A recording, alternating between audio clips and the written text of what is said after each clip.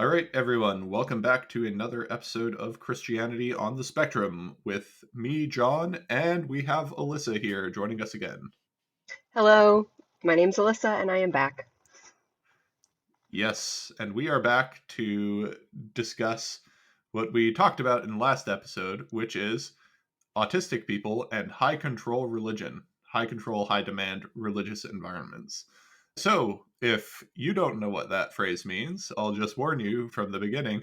It's not good, folks. It is not good. We are going to be talking a lot about various issues, often related to abuse, sexual assault, things like that.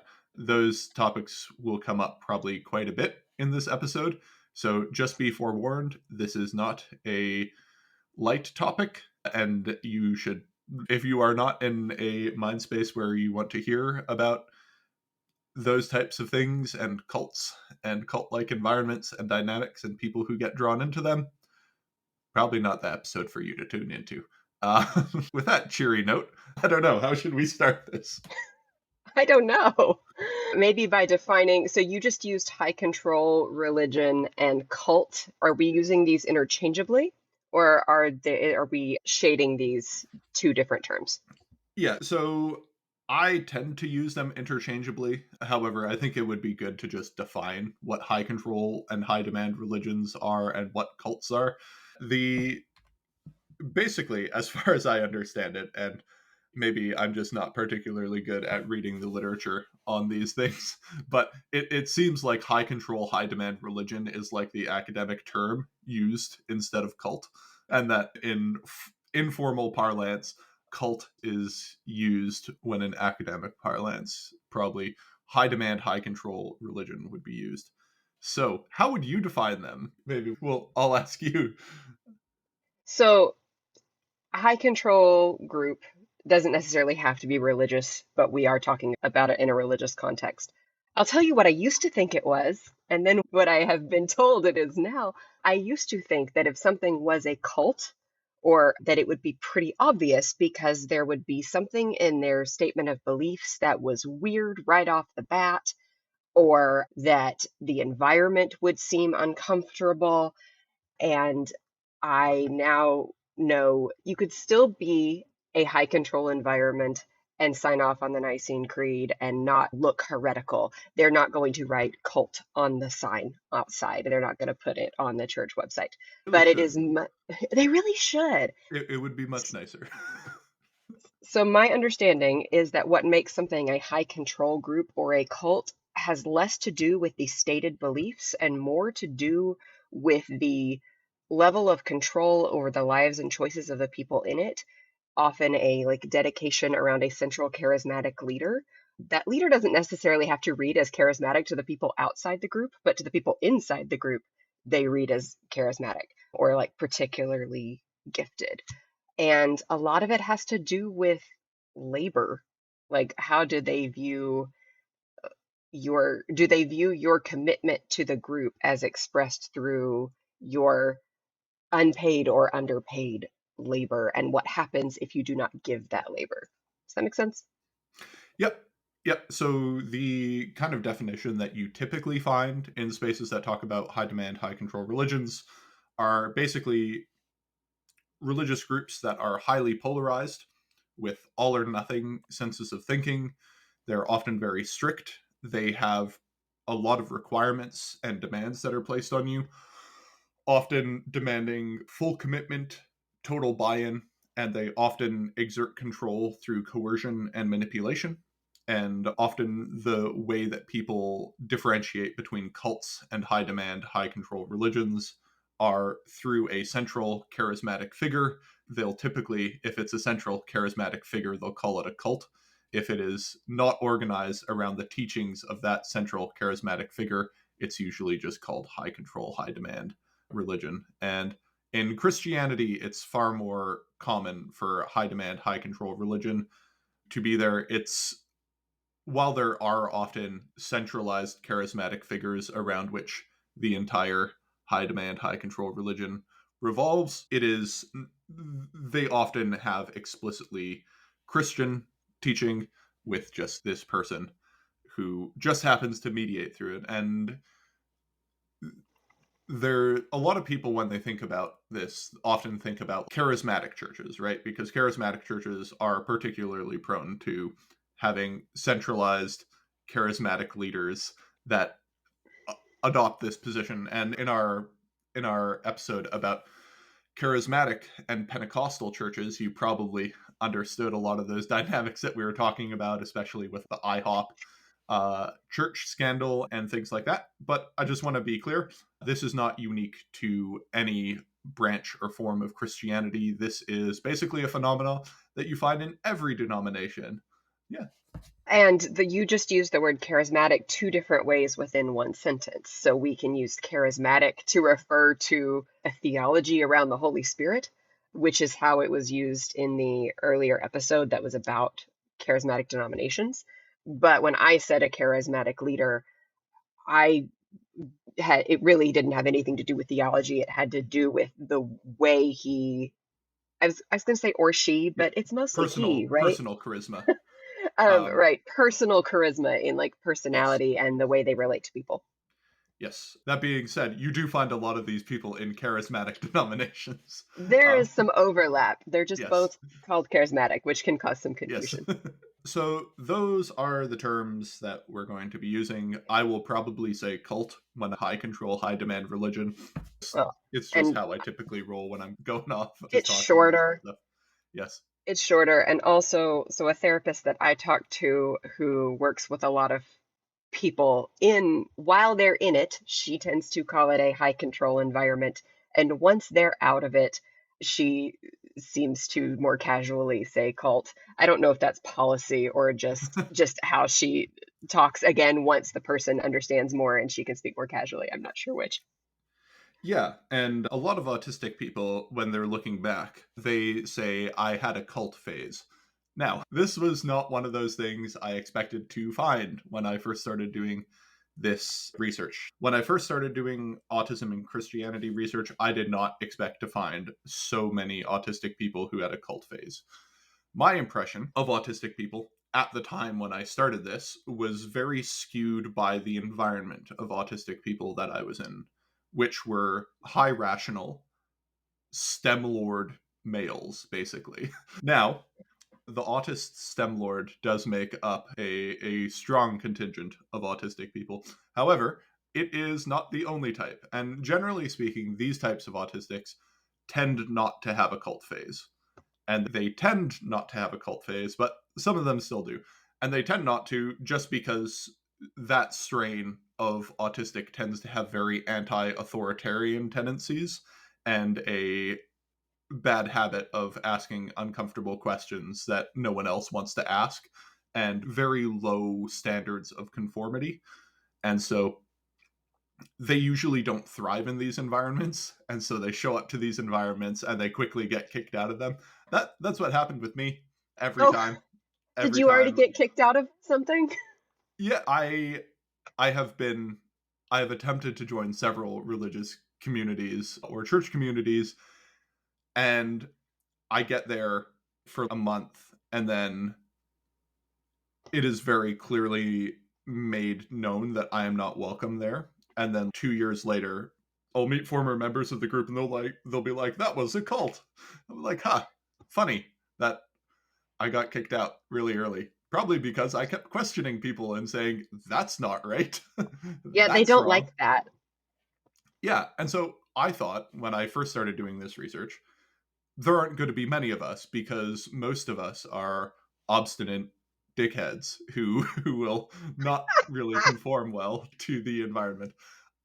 That, however, is not the case. There are a lot of autistic people who go through cult phases and who get mixed up with high control religions and high control religious environments. And this is for many reasons that we had previously talked about in the fundamentalism episode. A lot of autistic people crave certainty, right? We want the answers.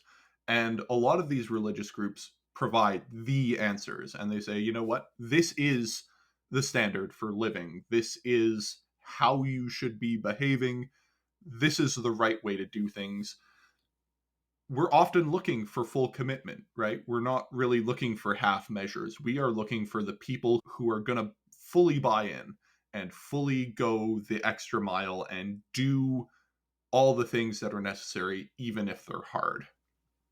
So, one thing I noticed in the military was that, especially from the technical side of things, you would find a lot of autistics in some very specific places in the military. And one of those places that you would find a lot of the very advanced technical autistics were in groups like the Special Forces. And they loved the Special Forces, and they all wanted to join the Special Forces because the Special Forces are the hardest of the hardcore. They are the most intense, they are the most driven, they're the most efficient. There is nothing left on the table. It's you take everything with you and you just go 100% all the time. And it is an environment in which extreme commitment and extreme control are the norm, where basically you have an extremely high demand job, you have an extremely important task to do. And so they screen everyone for competence. And so if you make it into those environments, you are this elite group of people who are extremely serious and very good at doing their job. And in many ways, those environments are high control, high demand, but they aren't necessarily cults. Some people look at us and be like, "You were in a cult, John." I'm like, "No, I wasn't. It was awesome. I love this. This is cool." Um, Okay, but so the people I know who are still in cults would also say, "This is awesome. This is cool." here's the thing: I don't look back on that and think I was in a cult, though. I look Okay. back at that and be like, "That was awesome," and I wish I didn't leave. I just think there is a tendency for autistic people to go to those environments because it is the most serious, the people who are taking it the most seriously. And the rhetoric of these environments is we have the most important job that we need to do, and it is on you to get that job done, right? And that level of seriousness and that level of importance is something that really appeals to autistic people. Another really big aspect of it, so when you look at why do most autistic adults convert to religion, the most common cited reason for autistics to convert, as I said in a previous episode, is I wanted friends. I wanted a social group. And high control, high demand religions are great at providing social groups. And often, autistic people don't have many friends. And whoa, this new religion comes up and it's got a built in friend group. And not only It has has so many built-in friends. yes, and not only does it have so many built in friends, but they're all a little weird. And so long as you are super committed to the cause, you're good, right? Like they're with you. And so initially it confused me when I just talked to so many autistic people and they were like, I had a cult phase. And I would go, all right, that's weird. But then eventually it just started making sense where all these different tendencies that autistic people have, like the things that they like and the things that they're drawn to, are often in high control, high demand religions. And like I said, with a lot of autistic people who are drawn to elite sections of the military, it's the same draw. It's just instead of doing a military mission, you're doing like a Jesus mission, basically, where you see Sometimes still with yourselves. Yeah, sometimes sorry. still with military language. Yes, often explicitly with military language. And yeah, it's really funny. Also with initiation rituals similar to the military. And anyway, there are a lot of very interesting parallels to the military and how it operates and high control, high demand religion. And I don't know which is mimicking which. Is it the high control, high demand religion that's mimicking the military, or is it the military mimicking high control, high demand religion in order to prime soldiers to be the best, most efficient, mission focused people? And are they tapping into those religious impulses? I don't know which is which. I don't really think it matters, but there is this weird relationship. There's a whole book about this called Uncultured by Danielle Mestinek Young, who is she escaped a cult as a teenager, She was born into a cult, escaped the cult as a teenager, and then enlisted in the U.S. military after college. And she draws a lot of parallels between her experience in the US military and her experience growing up in the Children of God cult, which no one questions whether the Children of God cult is a cult. That's not one that's up for debate. It's just straight up, nope, you live on a compound, there's human trafficking, there's a lot of sexual exploitation, it's a cult. There are just huge numbers of parallels between all these things. And yeah, autistic people are really drawn to them because just the way autistic people's hard commit, our way of black and white thinking, this is the right way, this is the wrong way, you need to do the right thing, the sort of complete lack of a self-preservation instinct, especially when it comes to following your principles. Like the number of autistic people who will be like, I will burn this place down with me inside it, if that is the right thing to do. If you go to an autistic person and say, look, this is going to be painful for you, but it will fall in line with your strongly held principles, they'll be like, bring it on, man. I don't know, the number of autistic guys who I know who enthusiastically signed up to be waterboarded for military training purposes, who are like, yep, I'm doing this. Or like the number of us who would sign up for just extremely dangerous or risky things because we thought this would be for the good of the mission, and like primed and controlled to be like mission man self. So like your mission first, then the people around you, then yourself, and orienting yourself in that way. Autistic people find that very appealing, right? And so cults also do that, and high control religions also bring those things in. And so now that I look back on it, I think, of course, autistic people are going to be more involved in cults. These things are designed pretty much for us. They're not actually designed for us, but there are so many parallels between what autistic people desire and what is said to be provided by a high control, high demand religion, that there's just, it seems obvious to me that a lot of autistic people will be drawn to these things. But another dynamic is that these groups often target autistic people for recruitment. When these religious groups are looking for people, who do they tend to typically look for?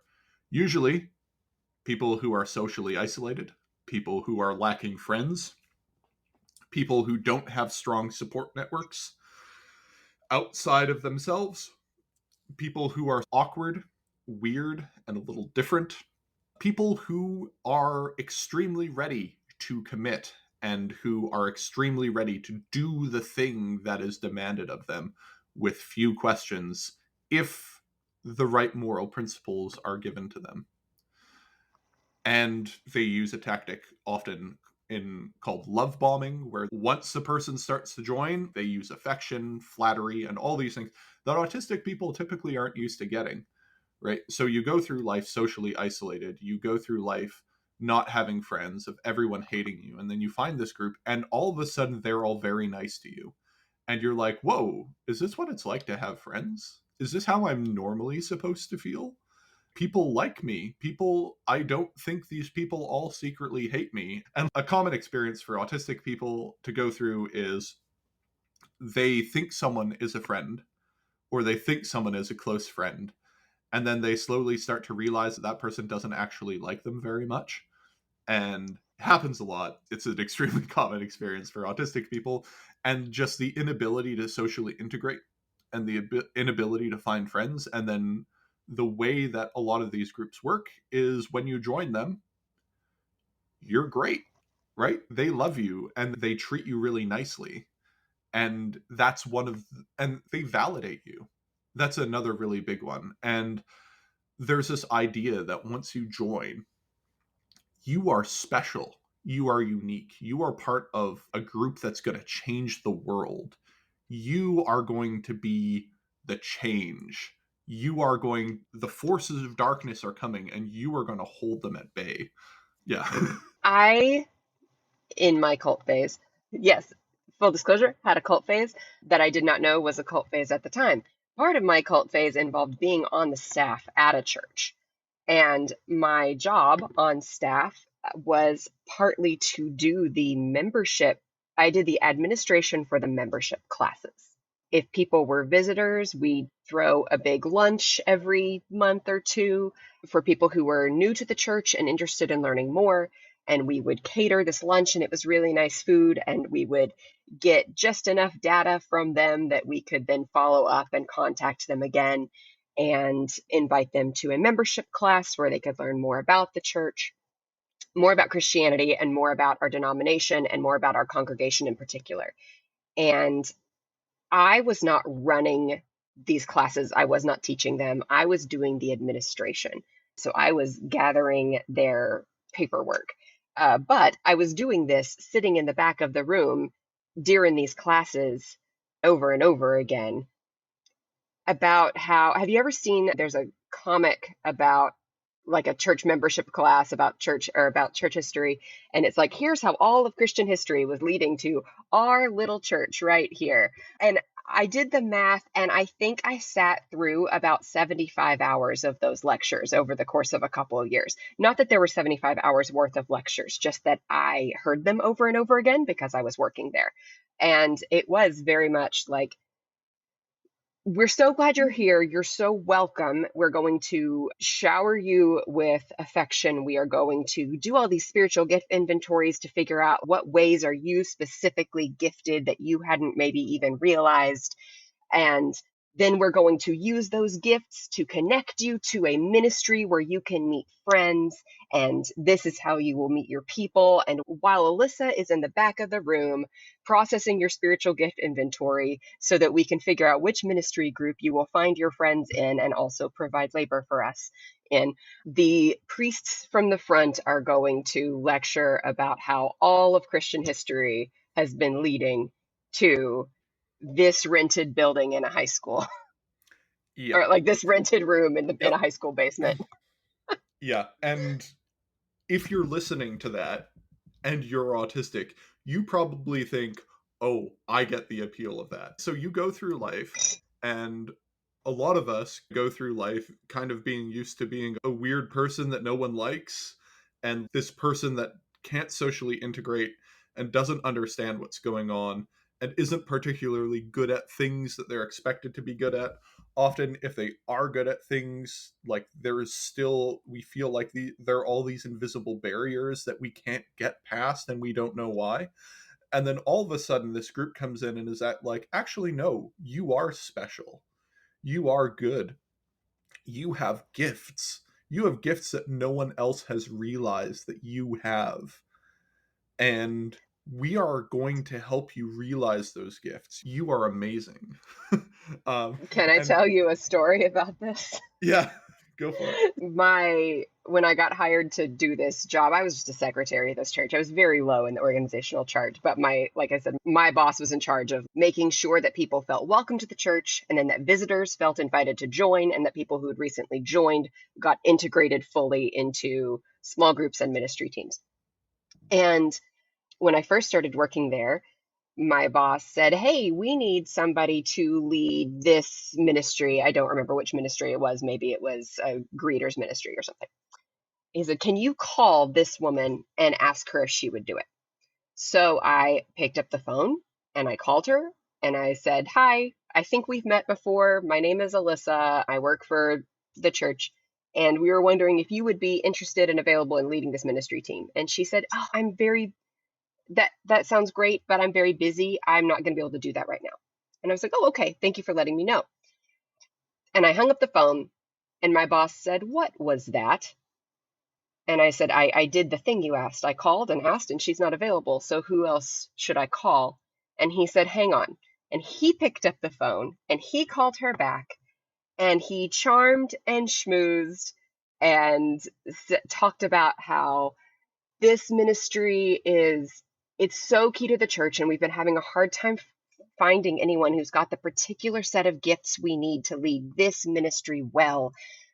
But you have those gifts, and it would be set. I'm not going to lie to you, it's going to be a commitment, but we're wondering if God has called you to do this.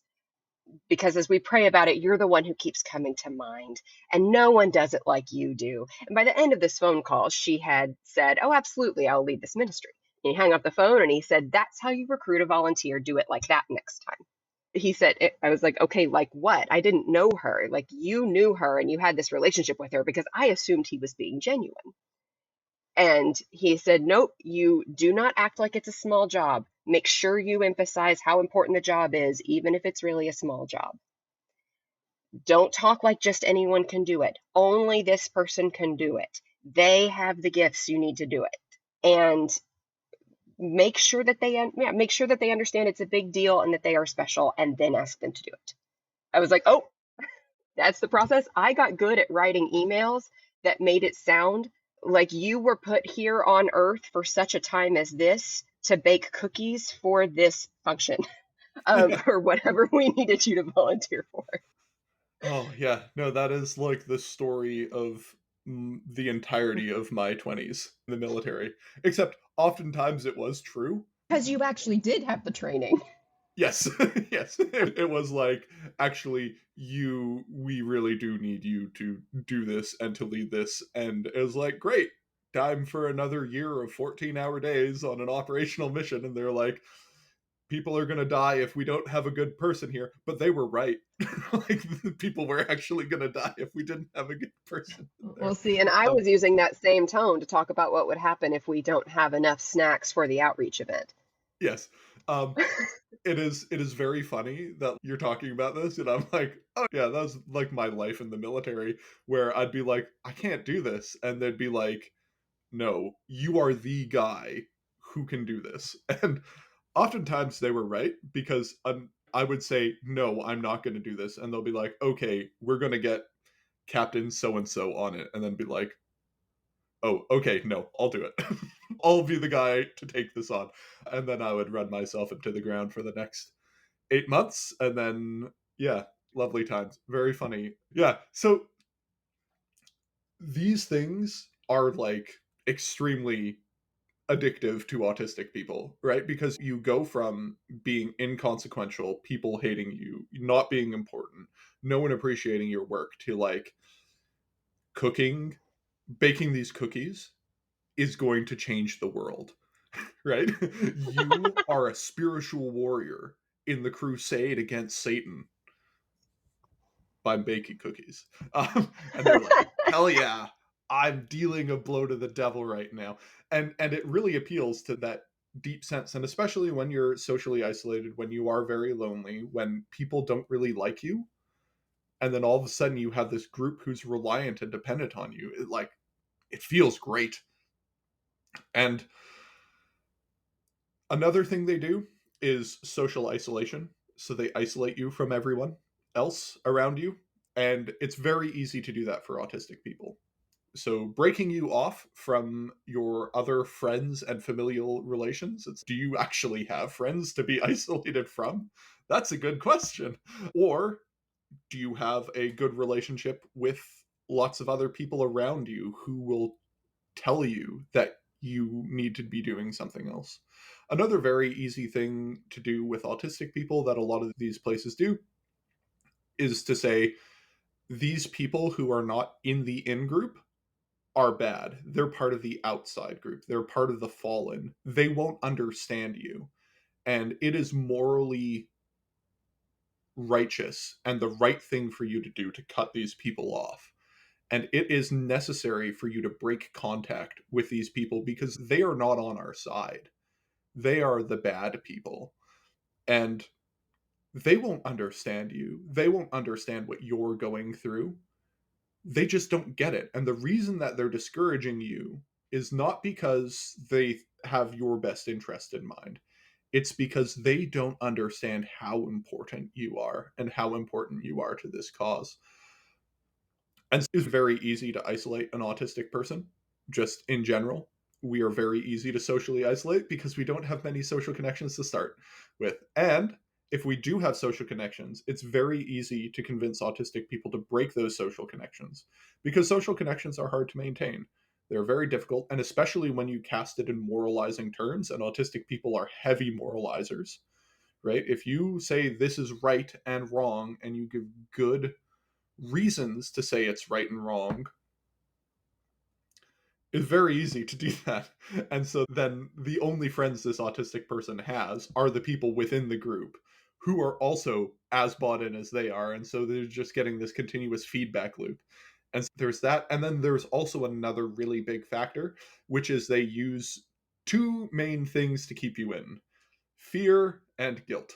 So fear and guilt are the things that they use to keep you in, and it is extremely easy to guilt autistic people. I don't think most people realize how like prone we are to guilt, and specifically things like religious scrupulosity. So religious scrupulosity is a huge problem that so many autistic people deal with, and a lot of them come to me and are like, I don't know how to break this cycle. And as me neither, bud. Wish I could tell you. Let me know when you find the solution. And it's just because we are heavy moralizers. We have a very strong sense of what is right and what is wrong. And we are also very quick to be self critical, to say, I know I did something wrong. I did technically break this rule. That is wrong. I am bad. And a lot of high control religions use this impulse against you to keep you in, to be like, you are bad, actually, and you keep doing these bad things. And that's why you need us, because we And are look the, how we love you anyway.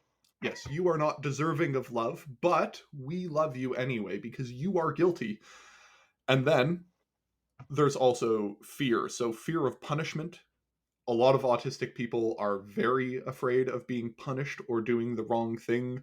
A lot of them are afraid of social. They'll say, look, if you leave, you're losing all your friends. And that's not a joke. You actually lose all your friends. And for autistic people, that sucks because those are probably your only friends. And you probably don't have social relations outside of that. And these tactics work really well. So I'll give you an example of one of these things from my wife's friend. My wife has a friend who is autistic, who is a very lovely girl, but she has a few issues with guilt and fear. And they were driving and she was speeding 10 miles over the speed limit. And she got pulled over by the police and she got a speeding ticket. I'll resay that. And she melted down and started spiraling and being like, I did a bad thing and I have been convicted of that bad thing. What if I do another bad thing? Am I any better than a murderer? And it's like, girl, you got a speeding. And my wife had to talk her down from this. But that sort of, it is so easy to convict autistic people of their guilt, and it's very easy to show them.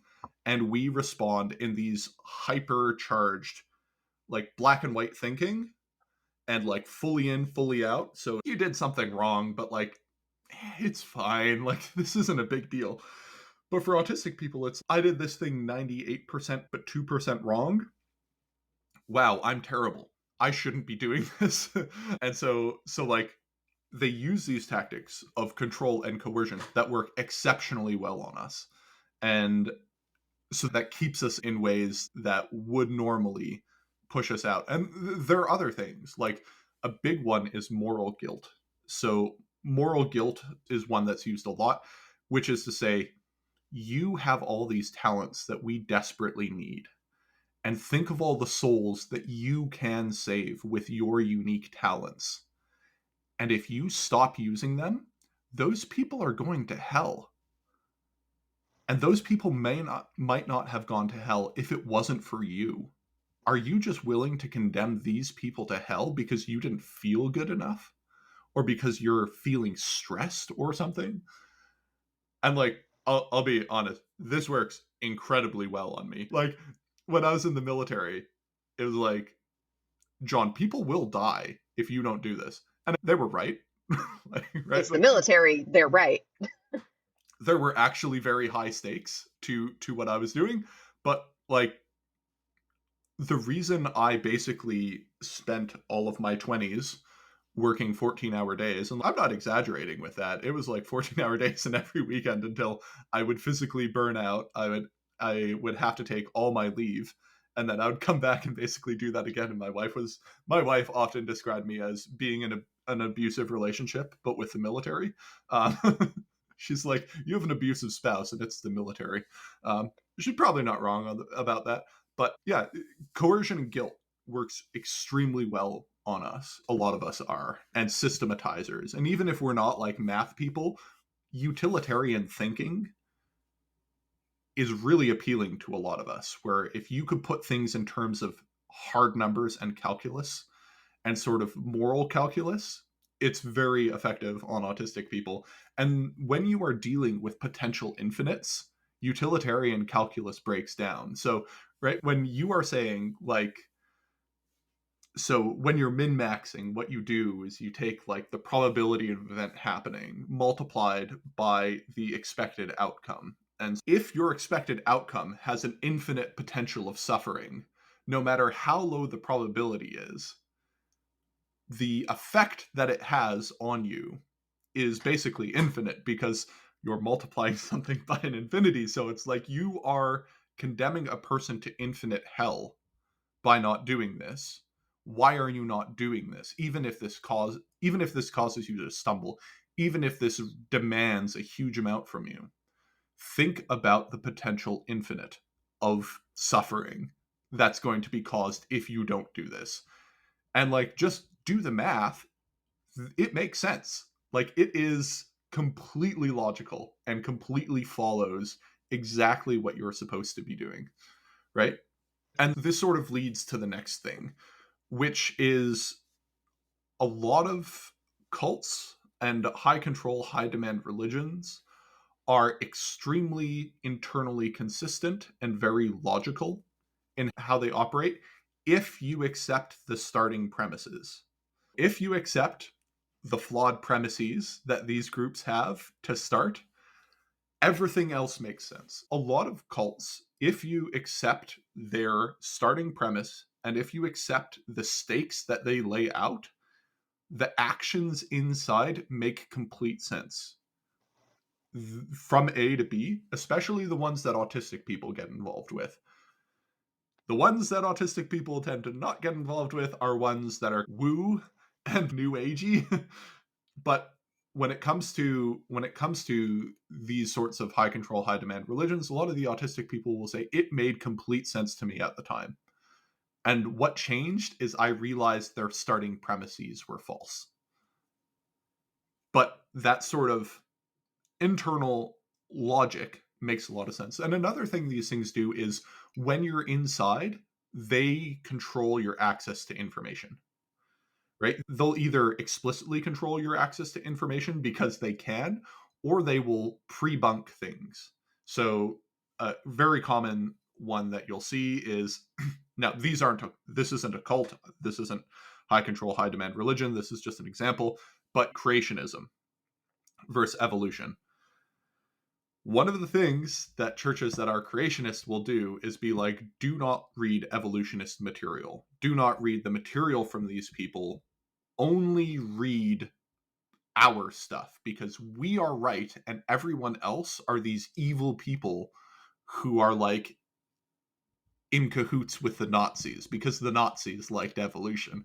And there is an entire system for controlling information and what information you access. Don't listen to ungodly podcasts or don't read ungodly media is a really big one. Or don't read Rachel Held Evans, for example. She's a liberal communist trying to destroy the church with feminism. And you go, wow, I don't want to destroy the church with feminism. We're saving souls. I'm not going to read Rachel Held Evans. Uh, And then you like never find out that Rachel Held Evans was in most ways pretty orthodox. Yes, but they don't tell you that because they basically No. just don't want you to experience reading another viewpoint that is not approved by the church. They only want you to read their approved materials. And so they'll either explicitly control information if they can, often with children. Parents can exert coercive control over information diets, but generally as adults, especially with access to the internet, it's much harder to do that. And so they use fear and guilt, and they use a sort of pre-bunking technique to ensure that you don't have access to this more information. And one of the things that often leads to autistic people leaving these organizations is they just accidentally get curious. Autistic people tend to be pretty curious, and we accidentally get curious, and then we read the forbidden material, and then we go, wait, that isn't bad. Rachel Held Evans isn't a feminist communist coming to destroy the church from the inside with feminism. She's actually just normie lib woman. There's nothing really bad about her. She just like everything she says is kind of fine. Yeah. Yeah, and they go, wait a second. She's not trying to destroy the church with feminism. She just has like concerns about stuff. And they start going, what about other things? And that sort of leads to a devolving spiral of information consumption of materials you're not supposed to consume. And then you start realize you've been lied to. So that's one common pathway up. But another thing these places do a lot is like explicit coercive control. And so they will use punishment, they will use social ostracization, they will give you the silent treatment, they will exert levers of control against you in such a way that makes you unwilling to push against the structures, because when you push against the structures they immediately punish you, and so they make you very very compliant. And again, this works really well. There's a reason that these places do this. And another really big thing that these guys do that is particularly relevant to autistic people is exploiting trauma and exploiting past traumas. Either exploiting those things to give you an explanation for why they happened, or exploiting those things to say you did this bad thing in the past, or you got divorced and this is a black stain on you that only we can remove. And things like that, or people who are sexually abused. The reason this happened to you is because of sin in your life, and you need to undo that sin, or we are the only ones who can help you truly get past this. And autistic people tend to have a lot of that in their life, and they tend to go through a lot of dark phases and have a lot of mental health issues, and a lot of mental health issues caused by trauma. And these high control, high demand religions will give you meaning to those things, or give you a way to overcome it, or give you a sense of we will help you through this and past this. And when you combine all these factors together, it's like the perfect storm for not only recruiting but keeping autistic people in the the religions. Yeah, that's how they work, and that's why autistic people are so drawn to them. Yeah, anything else to add to that? When I think of when we left our cult that we didn't realize was a cult at the time, we weren't leaving over a difference of belief or because anything terrible had happened to us. There were a lot of things that had accumulated that were bad, but over the 14 years that we were there, but there were a lot of things that we would be like, we disagree with this, but this community is really important to us, so we're going to stay. Or, oh, that was weird, but then no one would talk about it again. So we assumed, or at least I assumed, that it was just me who thought it was weird because everyone else was treating it like it was normal. So I must have been wrong and it must have been normal, and I was just oversensitive or misinterpreting in some way. And that that happened for years. What got us out was that the sanctuary was very loud, and when we had a preschooler, my preschooler, who we did not yet know was autistic, could not handle the sensory environment. And so when we left the church, it was a combination of things. One, my kid's sensory issues he was clearly in a lot of pain when he was there. But underneath that, it was a mountain of, hey, stuff about gender has either gotten weird or I'm just noticing that it's weird. Or some of the leaders seem to have less, did they never have any accountability? Or did they just recently lose their accountability? I don't know what's going on, but it feels weird. I don't like it. And so when we sat down to let a pastor know that we were leaving, what I said was, okay, even if all the gender things that we disagree with were changed tomorrow, even if some of the relational dynamics in the leadership and the expectations for what ministry looks like for lay people were changed tomorrow, it wouldn't matter because of my kid's sensory issues. I have all these theological issues, but my kid has these sensory issues. So even if the theological issues were resolved, we would need to get out of here.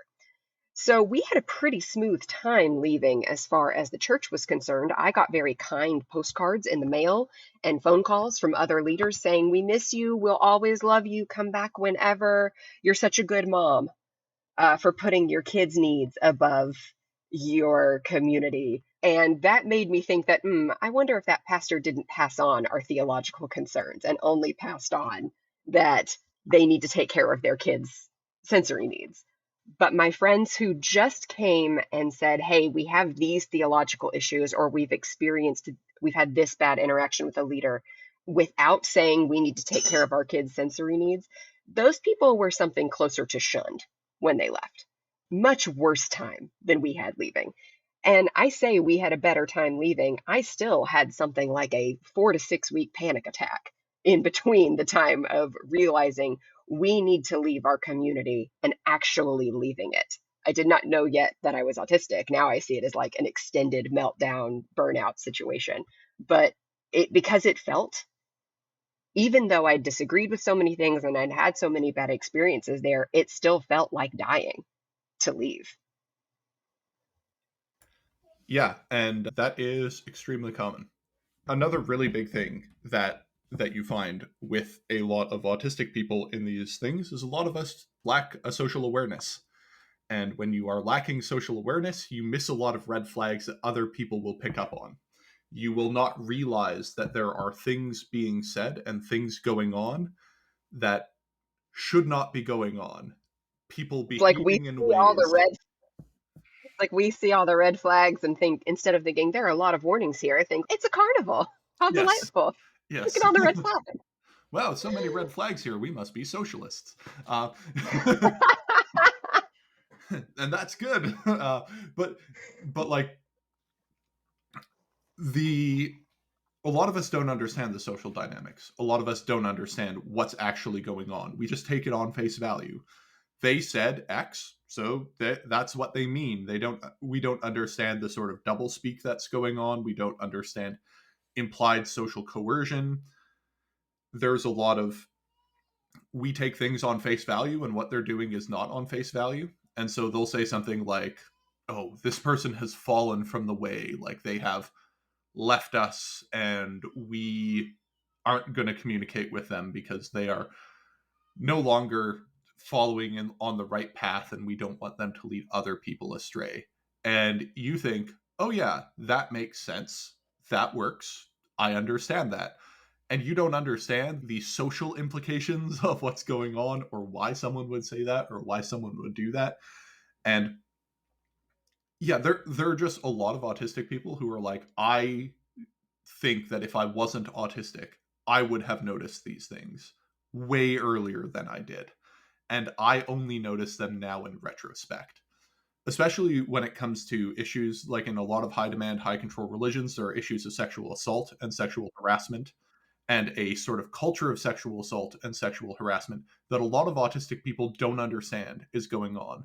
They don't understand that what is being said to them is socially inappropriate and not something that a pastor should say to any of their congregants, or that someone is trying to develop an inappropriate sexual relationship with you or has an inappropriate emotional attachment to you, and you just think it's normal, right? Because you don't see the signs there. You don't understand that this is going on. And it happens so much, especially for autistic women, that people are being sexually forward with them or implied in a way and doing things that normally you shouldn't do.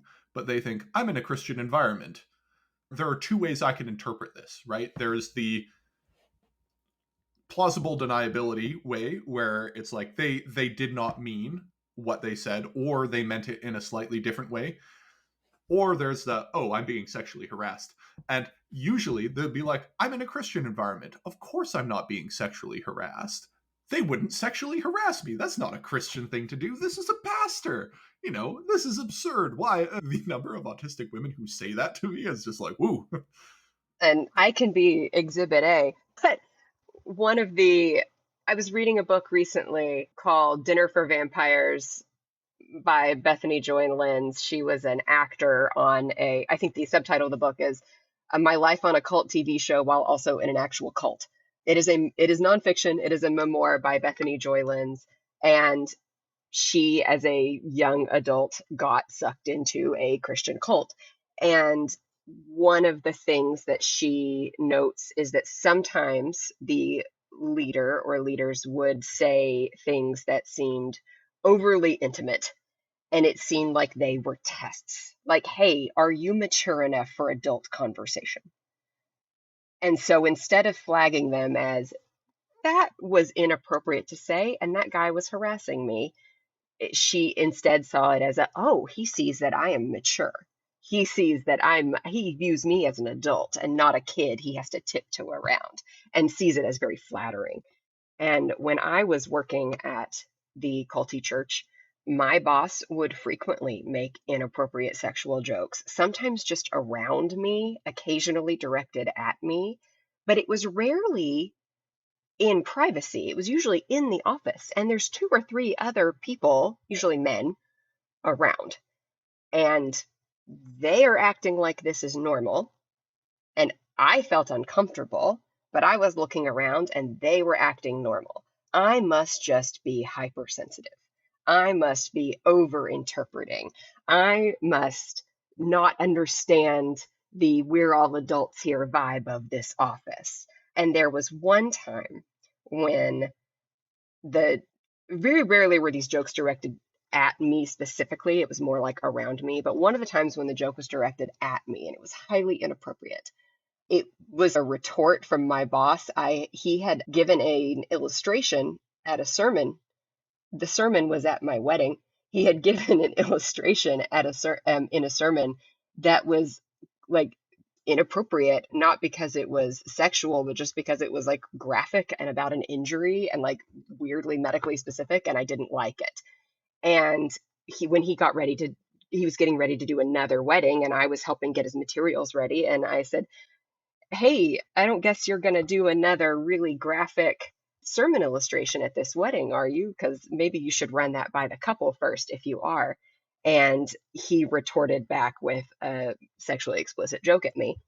And I looked around the office, and other people who were at my wedding and who were also heard this joke looked very uncomfortable. And I thought, oh, this is when we're going to talk about how these comments are inappropriate. But then when my boss left, my friend, who also had the same boss, said, hey, you're right. That sermon at your wedding was weird, but you can never say that to him again. Do not ever critique his sermons again. That was very inappropriate. So the thing he thought was inappropriate was my asking a question about the sermon, not the boss retorting with a sexual joke. And those situations are extremely common, especially for autistic women who are being sexually harassed and do not interpret it as sexual harassment until after they've left and they go, oh, that was really not okay for them to be doing. And that was like, I hated it when it was happening. I just thought, like you said, I'm oversensitive and my intuitions must be out of sync here. Because a very common thing for autistic people is our intuitions often don't match up with everyone else's intuitions. And our intuitions about what should be happening, especially social intuitions, are often misaligned with everyone else's social intuitions. And so it is very easy for us to be like, I must have misinterpreted that because I frequently misinterpret things, so maybe this is just another case of misinterpretation. And like within high control religions, they often have a lot of rhetoric. And a lot of this rhetoric deeply appeals to autistic sensibilities. So it's rhetoric like, don't trust your intuitions, they're wrong. And like a lot of autistic people are like, yeah, no, that's true. That is my experience with my intuitions. The heart is deceitful above all things. It's in the Bible. Yes. And they're like, yeah, I know what it's like to wildly misread the room. I know what it's like to wildly misunderstand what someone just said. These things all make sense. They must be right about that. My intuitions are wrong. My intuitions are misaligned. We'll often have rhetoric about like the goal of your life is for moral purity or moral perfection. And rhetoric of purity and perfection is frequently used in these places, mostly because purity and perfection can never be achieved, can never actually be achieved. And so you're always going to be striving for that. And you're always going to have something that you need to reach for, and that they are the only ones that can help you reach for it.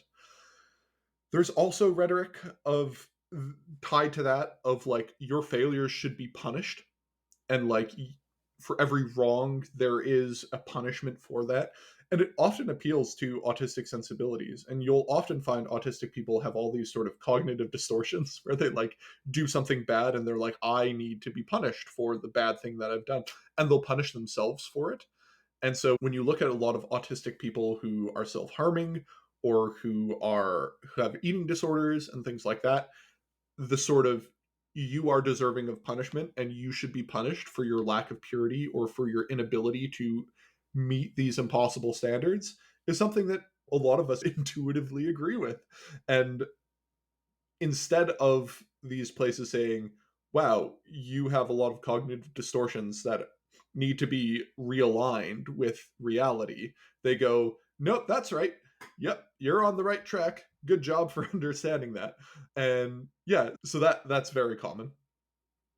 And then other things like people outside of here, they don't like you. We are your only friends.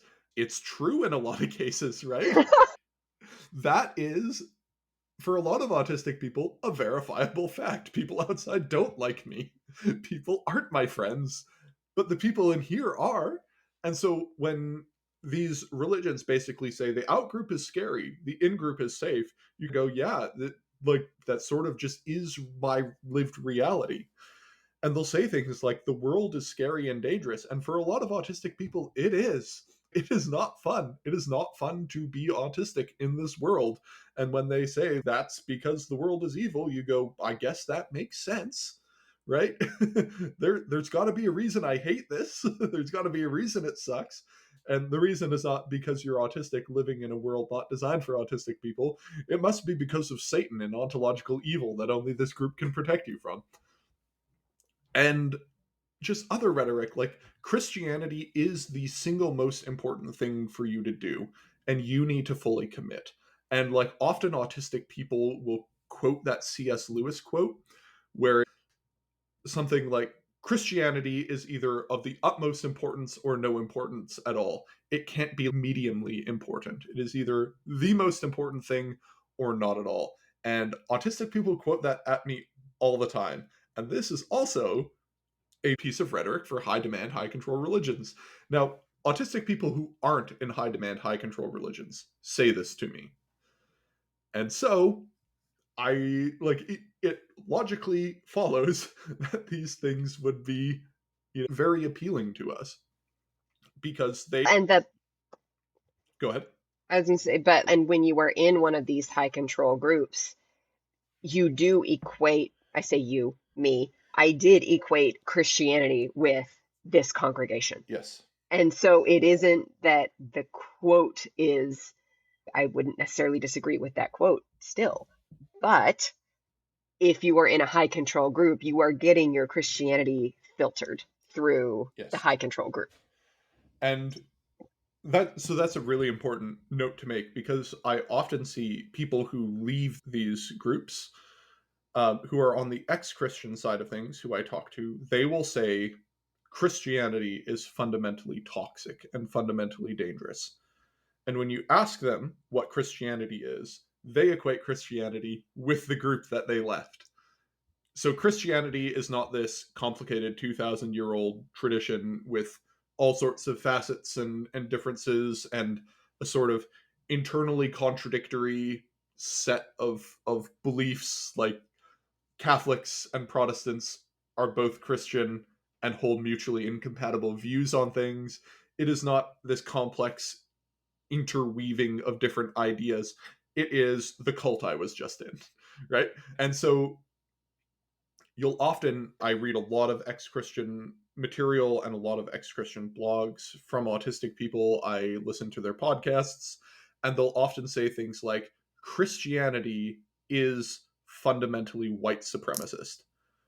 And you go, okay, weird. No.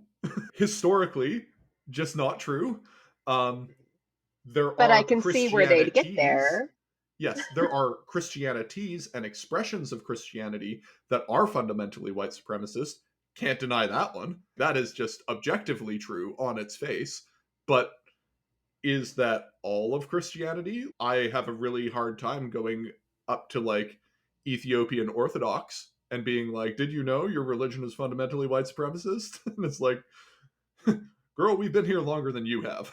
So they'll say things like that, but they'll say things like that because to them, Christianity and what Christianity is the group that they left. And so when they reject Christianity, they are rejecting the group that they left. And they often can't work their way back to be like, oh, actually, Christianity isn't the group that I left. Christianity is actually something much bigger, much weirder, and much more complicated because they are essentially still buying into the logic of their high demand, high control religion, but just rejecting it. So they're saying the fundamental premises of these religions are true, or their framing is correct, not their premises. So the framing that these people have are true, but they're wrong. So the framing is good, their conclusions are wrong, and it's probably shouldn't say that. That's probably not a good thing to still think. But it is extremely common, and I completely get why they do it because to them, when they were in that, that was Christianity. And all these other forms of Christianity, they were not real Christians. They were not going as hard as they should have. They were not fighting like they should have. This was what Christianity was. It is the only thing that Christianity was. And if you're doing something that isn't this, you're not Christian. And so I'm like, what about like Christian socialists, for example? That's not really Christian because what Christianity is this cult that I left, and that's not this cult that I left. So they're not actually doing Christianity. And it's okay. That's I guess, sure, if you want to frame it like that. Probably not how I would frame it. Probably not the most accurate. Probably not a historical view of Christianity that would make sense if you're analyzing it. But I But given guess, someone's personal yeah, history, given your I personal can see where they'd experience, get there. exactly. Given your personal experience, 100%, I completely understand why you think this is the case. But the like history autist inside of me is like, but this view fundamentally doesn't align with what Christianity was in 8th century France, which isn't a discussion they're particularly interested in, so I never have it with them. But there's also rhetoric of just this if you stand for the Lord will stand with you. So, like, your power and your source of power and the thing that gives you strength in this world is your standing up for the Lord, which is coincidentally just so happens to also be the will of whatever high control religion I'm in. And so it's like participating in this is what gives you power. And for a lot of autistic people, like a lot of our theological tendencies, like the tendency for simplicity, is something that appeals, like this sense appeals to it. And then there's also just like, why are we doing this absurd thing? And it's there's this verse in the Bible. Go check it out yourself. And a lot of these groups have like direct quotes for all their sort of axioms. And they're just like, go look it up in the Bible. And because we have tendencies to be literalists, and because we have tendencies to do like simplistic interpretation, we go through and we go, oh yeah, no, the Bible does say that exact thing. I guess you're right. And, and go off that.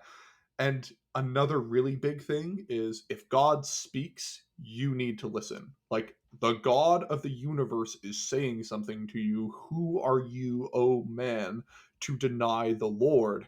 Now, what the Lord is in many of these cases is the particular will of the cult leader. And so this is something in a lot of like sexual abuse cases and sexual assault cases is the cult leader or the religious leader in charge of the group will say it is the will of the Lord that we do this sexual union, and it is a holy thing.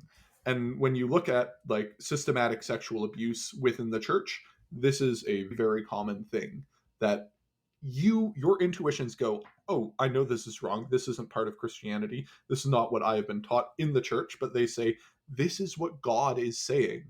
And you're talking to this highly charismatic leader who has essentially been speaking on behalf of God, and then all of a sudden he says these things, or you do something that you know is wrong, that you shouldn't do, and the leader says something to the effect of, but God speaks through me, and think of how many souls will be saved through my teaching, and how many will be condemned to hell if you tell other people about this. So if this was something that Ravi Zacharias did, is he basically told the women that he was abusing, if you tell other people, souls will be lost. This ministry will die. And you don't want to kill the ministry because this is saving souls. And like, I'm speaking on behalf of God here. I'm bringing people to Christ. You don't want to stop people being brought to Christ, do you? And the only way to prevent this is by just not saying anything. You need to keep this between us. This is my personal sin, which I've asked God for forgiveness for, and He's given me forgiveness. And again, I use Ravi Zacharias as an example. I have heard autistic women tell me this exact same thing happened to them. But it internally makes sense. If you accept the fundamental premise that this guy does actually speak to God, he is a holy leader, and he is the voice of God, and he is leading people to God, and if they're not led to God, they will go to hell forever. It does logically make sense. Like it does, you can get from point A to point B to point C in that logic. Now, you should never have started at point A, right? That's the whole thing with this, but you did. And so now you know how to get to point C, and it isn't internally contradictory if you accept A. And that's why autistic people, like, that's why so many of us are in there. And yeah, so just like, we're socially vulnerable, easy to recruit, very malleable, very socially inept, so we miss a lot of the red flags, or we interpret the red flags as like, this is actually good. People committing this hard and being this invested is good. It's a sign of their seriousness. This extreme black and white thinking that's in cults, like that you're either fully in, you're fully out, a hard commit. Autistic people love that. And then like autistic cognitive patterns of rigidity often align with the way that high control religions operate, right? Like, just we tend to be very rigid in our thinking, and high control religions manipulate that to a huge extent. And these things have like terrible effects on people. So a lot of people are like, what's the harm if they truly are for God? And it's these people get wrecked hard. So like, I talk to people who are no longer within these groups, but they do not feel good afterwards. There is an extreme loss of autonomy. They feel like they are not themselves and they can't make their own decisions anymore. They have extreme isolation, huge amounts of emotional distress. Financial exploitation is a huge one that happens in these places. In the Pentecostal podcast I did with Ian, he talked about his experiences about thinking that spiritual poverty was the thing that he needed to be doing. So, like in Ian's case, if I remember correctly, like he was extremely committed Yes, to poverty as a spiritual discipline. His pastor wasn't. correct. And other people around him weren't, but he was, and he was encouraged to do that, right? And once he left, he was in a state of financial distress. And these things screw you up, especially when you're in them for a long time, especially as a young adult. A lot of your ability to function in the world we live in has to do with how much capital you can generate and how much you can invest. And your ability to retire is largely based on your ability to build up a 401k if you're in the United States. And just an extreme amount of physical and mental health issues. Like the amount of autistic people who go through these things who now have like extreme depression, extreme anxiety, wild burnout, all these things. Like you also start to question all of your faculties. Like it impairs your ability to critically think and to actually like properly think through things. It and a lot of times like you can't build it back up. You just have to live with it like it's scar tissue. And that's a big thing a lot of people have said is they feel like they can't recover from it. Like it's just left deep emotional scars and they just have to live with it now. And it messes up your personal relationships. A lot of these people get ostracized from their families. A lot of these people lose good friends that they had because they joined these religions, and they do irreparable damage to their family relationships when they're in these places that they can't rebuild, and their families don't trust them anymore, and for good reason, right? Like their families don't trust them because they were not good to them. And it's really hard to blame people for cutting you off when you were in a cult and doing cult things. And these things really mess people up. And they often like just leave them extremely traumatized and leave them with deep-seated issues from being abused for so long. And I don't know how else to put it. Like I've mentioned this a lot, but one of the big movements that have come out of a lot of high demand, high control religions is the Church 2 movement. And so I've said it before, I will say it again. The Church 2 advocates that you see online are disproportionately autistic women.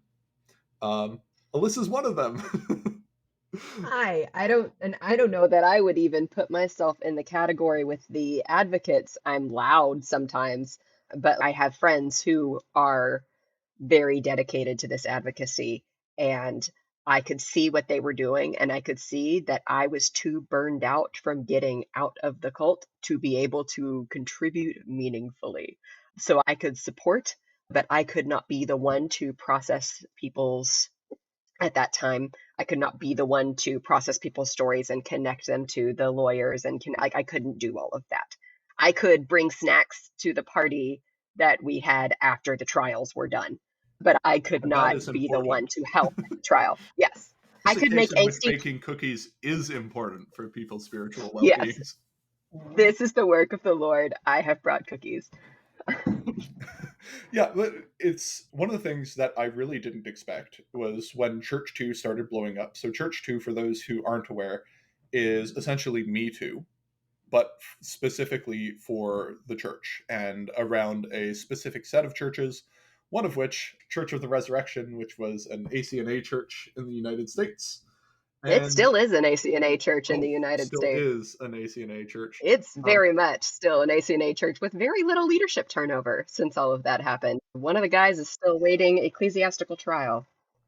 and there's a lot of sexual abuse scandals and a lot of sexual abuse cover up within the church, often within high demand, high control religious environments.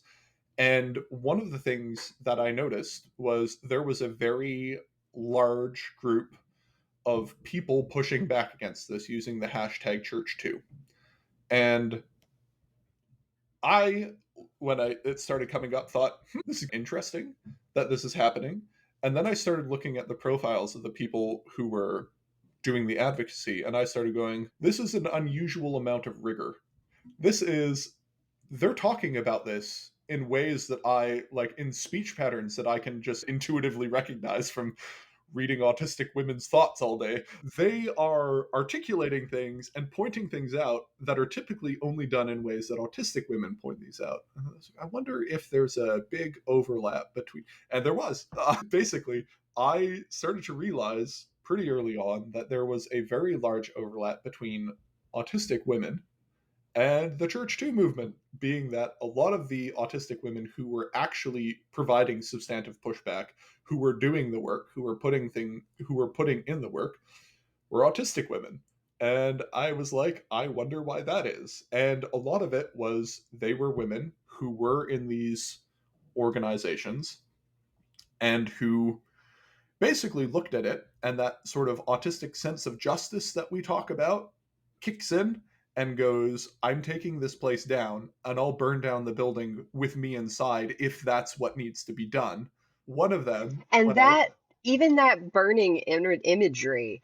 So what I noticed is that the communication from Church of the Resurrection was that, oh, don't listen to these people. They just want to burn it all down. One of them's not even a Christian. They just want to burn it down. And these women did not see themselves as arsonists. They saw themselves as fire alarms, saying, no, we are telling you that the building is already burning, and we are telling you that it is time to put out the fire or get out. Which one do you want to do? We didn't set it. We are alerting you to it. And you are trying to respond by taking the batteries out of the smoke detector. They are basically saying, I am the fire alarm. I'm going to yell about a fire, and I'm going to keep yelling about the fire, even if I get consumed by the fire while yelling about it, is basically the rhetoric. I don't care if I die in this fire. I'm going to die letting people know that this is going on. And I talked to a few of them in the very early stages, and one of them literally quoted John Brown at me.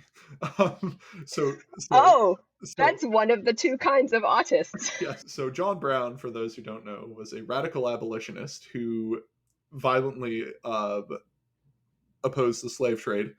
And before he was executed, he gave a speech. And during that speech, he has a famous line. And the line is something to the effect of, if it should be that I should give my life for the furtherances of the end of justice, I submit, so let it be done. And she quoted that at me. And I was like, was that intentionally a John Brown quote? And she said, yes, which I thought was very funny. Anyway, so it is a noticeable trend, right? That a lot of these people started seeing this is not right, and I'm going to say something about it. And I'm going to say something about it, even if it costs me everything. And a lot of their sort of internal logic is the internal logic of these systems that taught them to do this, right? They are taught to respond to injustice this way. And so they do. It's just targeted at the church now, which it's these churches actually gave them the sort of fury that they needed to oppose the churches that they came from, which is very interesting that sort of happened. But it was an effect that I didn't think I would see, but it is one effect that I have seen a lot of. And since then, especially tracking autistic women doing advocacy against the church from inside the church, when I see that happen, I'm now at the point where I go, I should do a deeper dive into this person's posts and see if they've posted about autism ever. Or I should look at how many people they follow and interact with, and how many of those people are also autistic and that I know are autistic. And usually it's disproportional. And it's not all the time, but I will say, despite all the sort of doom and gloom, there is also I think a lot of people owe a genuine debt to a lot of these autistic women who have been doing this work and who have been doing this advocacy, because it is, one, a thankless task that no one appreciates and no one likes You it. lose a lot of your friends. Yes, You lose a lot of your friends. You end up with people who act weird when you run into them at the grocery store and pretend they didn't see you. yes. And they've taken on an enormous social cost, and they've taken on an enormous social cost for very little praise in return. However, they're doing it because they know it's right. And they're doing it because it is the right thing to do, and it is an actual genuine extension of their Christian faith. And I think that is an admirable thing. Sometimes they've completely left the church, and also completely understand why you'd leave the church after that. I don't blame you at all for doing that. I don't think any reasonable person could blame you for leaving the church after getting blackballed for being like, hey, we should take sexual harassment seriously, or like sexual assault seriously. When you say that you read the material by these women who you wonder, is this person autistic? Because this is extremely methodical and detailed in a way that is appealing to me or that I clearly understand. What I have learned from being friends with some of these advocates who are really doing this work, and they're not paid. No one's paying them. They're spending their own money to host these websites. They're losing money, not making money. Is that whether they are autistic or not, if you do not show every single receipt and build the meticulous timeline, then if anyone can find any small piece of what you said that is slightly wrong or open to interpretation, then it is easier for the leaders from the pulpit to shut the whole thing down and say, look, they were wrong about this. They must be wrong about everything. See, they're liars and tools of Satan. And to guard against that, they track every receipt. So the people who have the dedication to do that and the skills to do that, it would not surprise me if a significant number of them were also autistic. Yes, it's very similar to how sexual assault forensics. So that's a field that I'm far more familiar with. It's why that field heavily selects for autistic people and especially autistic women. If you look at the investigators, the digital forensics investigators in those fields, I would say a good 70% of them are autistic women. And that's weird because it's a STEM field, right? It's a high tech field that you typically find an abundance of men in. And when you look at digital forensics and incident response, which is the sort of parent category under which sexual assault digital forensics falls under, majority male. But with this part, it is majority female. And it's not only because women will self select into that field in a way that men won't, because women are far more interested in having justice or seeing justice be done in these fields than men are. And it's often more, it's closer to them. But also, it requires a level of meticulousness and precision and attention to detail and getting everything right and precise that I think autistic women are just really good at. And it's one of those things where it's like, if autistic women didn't exist, you would need to invent them in order to do this role. And yeah, so I think there is a sort of self-selection pressure that goes into that. In one, the only people who have the screw you, I'm right attitude and I'm going to fight this to the death attitude tend to be autistic people, and I'm going to put everything I have on the line. I don't care what this costs me. It's a very autistic impulse. Not only autistic people are not the only ones capable of doing that, it's just a lot of autistic people do that. Combined with the forensic meticulousness that you need to operate at, it like the way that selection pressures work select for autistic women, I think. And yeah, when these things all combine, you get that. And yeah, it is a deeply depressing thing I have found in some aspects, but also there's a part where I'm like, hell yeah, go team. Where I wish we didn't have to exist. I wish this didn't need to happen. I wish there was a world in which you would not need to meticulously categorize the sexual assault and types of sexual assault going on in high controlled religious groups that disproportionately have autistic people involved in them. Wish that wasn't the case. It is the case though, right? And so someone needs to do the work, and I'm very glad they are. Yes, I am sorry that they have to exist, but if they exist, I want to be their friends. Um, I want to be among them. I am only still able to be in church because a significant number of the people in my congregation are involved in advocacy work in a way that helps me trust them more than I otherwise would. And when we left, we didn't know about any of these scandals. They had not been made public yet. I now know that they were behind the scenes already dealing with some reports internally and dealing with them horribly. I didn't find out about it until maybe a year after we left, maybe a little more than a year. And at that point, I was still thinking of myself as someone who really missed the church that I was supposed to be in for the rest of my life, even when it was hard, even when I disagreed. And once I started learning these things and started seeing stories where leaders that I had trusted and learned from and been employed by were the one and who had baptized my children were the ones either perpetrating or covering up abuse of women and children. I was like, oh, I need to re-examine my relatively brief time working there. And I like went back through and rethought about all those things that I had thought of as this was weird and it wasn't healthy. And I was probably just stupid and 25 and didn't see red flags or was oversensitive.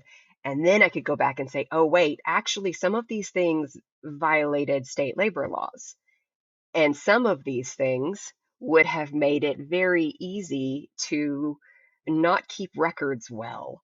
And some of these, I learned that my boss, who I had just felt like, I don't know, people seem to still like him. I must be oversensitive about the sexual harassment at work, found out that no, he covered up abuse of other people, both before and after I worked for him. And presumably during, though I would not have been directly aware of it. But did I enable it without realizing? I don't know, probably, which I found completely haunting. And that switched me from, yeah, that place wasn't super healthy, but I still miss it, to, oh no, is it on fire? Do I need to get my friends out? What do I do? Surely, if they have enough information, they will also either fix it or leave. And in some cases, they did leave. And in a few cases, they tried to fix it and it didn't work, and they either stayed or left. But for the most part, they have the information, or they have the ability to have the information, and they're staying. And I do not understand. Yes. And this segues into the last topic quite well that we're going to discuss, which is why autistic people leave these places. Why do I end up talking to them? Basically, because they only talk to me once I leave. When you're in these groups, you are not encouraged to talk to freelance autistic researchers, independent, doing whatever they're doing. That you often don't even realize you're autistic until you leave these places, because these places tend to spiritualize your difficulties with autism. And they tend to say, this is not autism, this is sin, or something like that. Um, to bring back the hit joke from last time, autism, more like nautism. Anyway, so why do autistic people leave, and what does it look like? So we already talked about one factor. That is not the most common one. The one factor we already talked about is they basically just have they read the forbidden materials. They start to realize that many of the things that are being said by the high control religion that they're in aren't quite right, or that reality is just more complicated than they're making it seem, and that there's complexity and nuance. What will usually happen then is they'll push back and they'll be like, hey, I'm trying to be helpful here. I'm trying to help the community. I've realized there's a nuance where we haven't been having nuance. And they think they're doing a service to these communities. And then when they try to inject a nuance into these discussions, they get dogpiled and attacked by the people within the group. They're like, you are trying to sow discord. You are a bad member of this group because you are saying things which are wrong in the group. And they're like, no, I'm saying things which are right. The reality is more complicated than you're making it seem. They'll read a theology book they weren't supposed to read, that no one told them not to read, and they'll be like, I think that evolution is fine. And Or I think maybe this complementary yes, hierarchy is overrated. Or, yes, I think that complementarianism has some faults, and they get their desire to nuance the conversation with new interesting information that they learned, and the autistic impulse to intellectualize and primarily engage with their faith in an intellectual way gets them into trouble with the group. And usually that is when they either get kicked out themselves or they self remove because they start realizing, oh, these people are not intellectually curious. These people would rather be wrong and comfortable than right and uncomfortable. And I'm not interested in that. And so they'll either explicitly get told to leave, like I've been told. Like I said, I've never joined one of these groups because I Because get they kicked won't out. have you. Yeah, they don't like me. And so they'll either, the immune system of these things will spit you out that they develop to insulate themselves from ideas that aren't approved, and that will spit you out, or you will start to come in contact with the high demand immune system and you will kick yourself out and be like, this isn't worth fighting, or these people are stupid. So that's one way that you leave. The biggest one, though, is witnessing abuse and hypocrisy. So when I talk to most people about why did you leave, it is they encounter, a really big one for autistic people is they encounter hypocrisy. So the leader says something and you are following the rules, and then you find out someone's not following them in leadership. Or you find out leadership is behaving poorly, leadership isn't doing what they said they should, or they are not acting morally in line with what the values are supposed to be. And this triggers something in your autism brain where you go, you have done the wrong thing. You need to do the right thing. And instead of being like, wow, thank you for pointing out this flaw that we didn't see before, you get attacked and you get kicked out. And that's usually what Well, happens. and I found that when I had questions about that, I wasn't attacked and kicked out. I was told there's just a lot of information that you don't have about this because of pastoral confidence. So just trust us. It's under control. We're in process. But then the process did not result in the guy no longer teaching Sunday school classes. But it somehow did result in the woman not being allowed to take communion anymore, right? Wait a second. How are you? I found out a lot more about people than I was probably supposed to find out as a secretary in the church office. Um, And that happens a lot. So usually they'll have good explanations, but then the explanations don't really add up or don't make sense.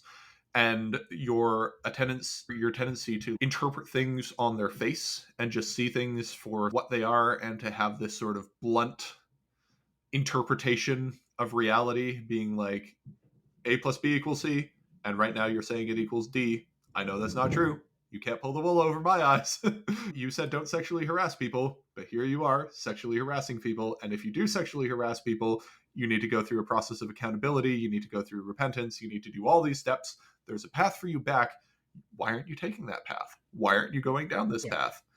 And then, yeah, they'll cause a big stink about it. They'll often be reassured for a bit, and then they'll trust the process. It'll work itself out. And then it just never works itself out. And the burden of cognitive dissonance becomes too strong.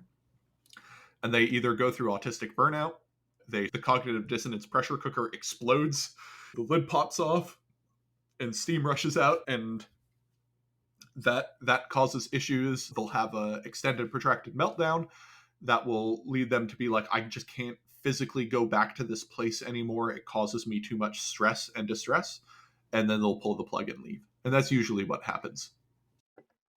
One thing that broke my brain was after we left and some scandals started coming out. One of them was that a young girl had been molested by a church leader, and that they had attempted to handle it internally. They had told the girl's mother not to call the authorities.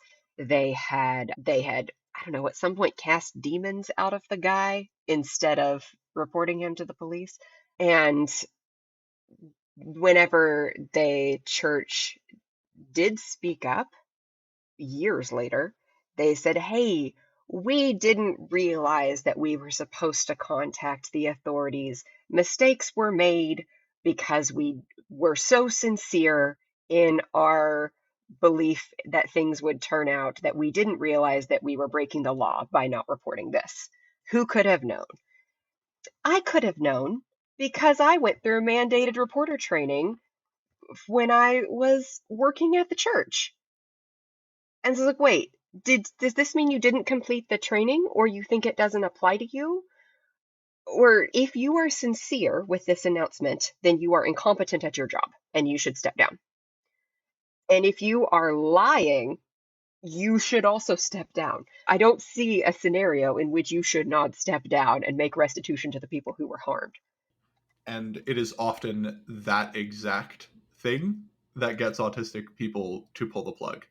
That is basically the short version of why I left the military, of just seeing so much of that go on, and many of my commanders who I felt should be held accountable for their bad decisions not being held accountable for their bad decisions, and not being able to handle it anymore. And again, I got a lot of trust the process. Believe me, bureaucracy runs slowly, but it'll sort itself out.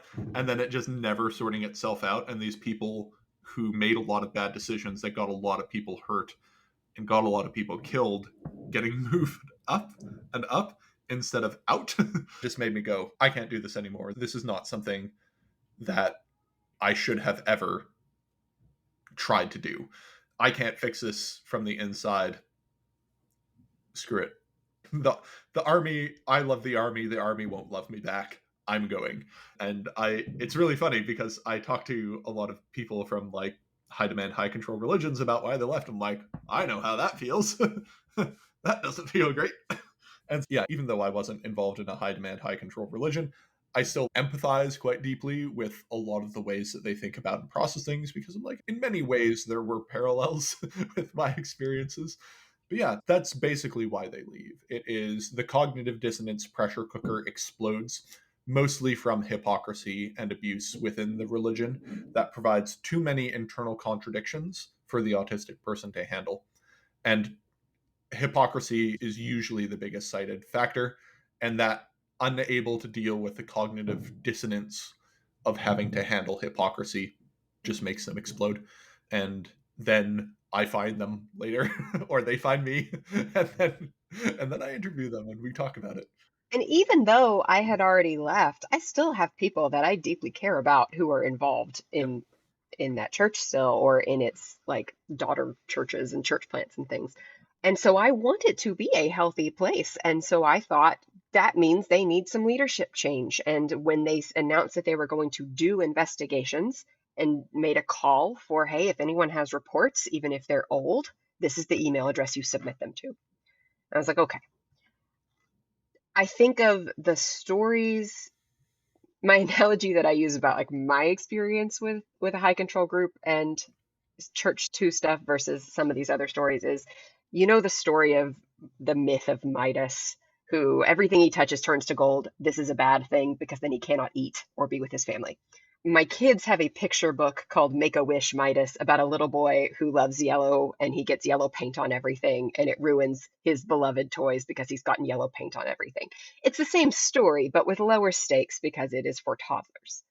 I think my stories are very much the Make a Wish Midas version of these stories. But when you zoom out, oh, these are the same patterns. So I thought, okay, I don't have a huge legal violation that happened to me at this church, but when I worked there, I saw patterns that would enable cover-ups. And I know that if it comes down to the word of one of these survivors versus the word of my old boss, that my old boss is quite charismatic when he wants to be, and also that he will lie when cornered. So I can provide another account of, if it comes to this guy's word versus someone else's word, you should consider that he might be lying to you. So I made this report. And then a few months later found out that nobody who they had told us would be reading those reports was actually getting access to them. Like, these reports, I was trusting the process, and the process was, we send these emails to this special account that the denomination is running. And what happened was that the people that the denomination had said, look, you can trust us because these people with survivor advocacy experience are helping us out, those people with experience were not being forwarded the emails. And so then they hired the people who, see if I can get this right, the people who realized, when they realized that they were not receiving reports that they were supposed to be receiving, these women all resigned, and they resigned loudly and publicly. And so I said, okay, that report didn't go anywhere. I should send my same report to the formal investigation. And so I did. And the formal investigation then called me for an interview. And the interview, instead of, I was like, I didn't do anything. I'm just giving you some more information so you have more context about these other stories. But most of the interview was interrogating my character. And in what ways could I have been wrong? And this interview was before vaccines were available for everybody for COVID yet. So I wanted to do this interview in a mask, and they told me no, because that wouldn't be fair. And I didn't understand what that meant. And now I know, oh, it's because they were trying to read my body language to tell if I was lying. And so those reports, one thing I asked the lawyer who interviewed me was, hey, what's going to happen when this investigation is over? Is there going to be a public report? And she said, that's really up to the denomination. It's not really up to us. And I said, okay, what's to prevent you from doing this report? And maybe you find that some people are exonerated and other people had some serious wrongdoing. What's to prevent the denomination from just filing this report right in a shredder? And she said, nothing, but that'd be a colossal waste of money and time. This report has never been public. And as far as I know, it was filed in a shredder. I have yet to see any evidence that it wasn't, and it's been years. Yep. Yep. Many such cases, unfortunately. I wish I didn't say that, but that is the reality. And one really interesting thing that I've noticed, and this isn't with all cases, I want to be very clear, is there's often a massive autistic exodus from these spaces once they start, where basically the canaries in the coal mine, who are often autistic people, start to go off, and they all start to go off together, and then they all leave, and there's basically, it just sucks all the autistic people out of the denomination, and what's left are the non-autistics who are now still in the denomination, because the autistic people basically just can't handle it. And the Because the lower threshold for cognitive yeah, dissonance. the cognitive dissonance pressure cookers just explode for the autistic people, whereas the non-autistic people can handle it. And a very common theme with the autistic people I interview is they're thinking, and they're just like, I left. All the people like me left. All my friends left. How could you possibly stay? And they simply can't imagine a world or a scenario in which, if someone knew the information that I knew, they would not stay.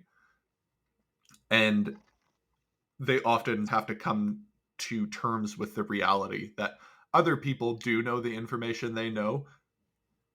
They can just handle it, though, or the other factors in their life override that information, and it doesn't matter as much to them as it matters to you. And that's often a really like devastating experience for them, and usually something that I have to work through them with, to be like, look, you have a condition called autism, and autism deeply affects your intuitions and the way that you see and understand the world. It affects your priorities in ways that most people do not have these issues. And so like, you need to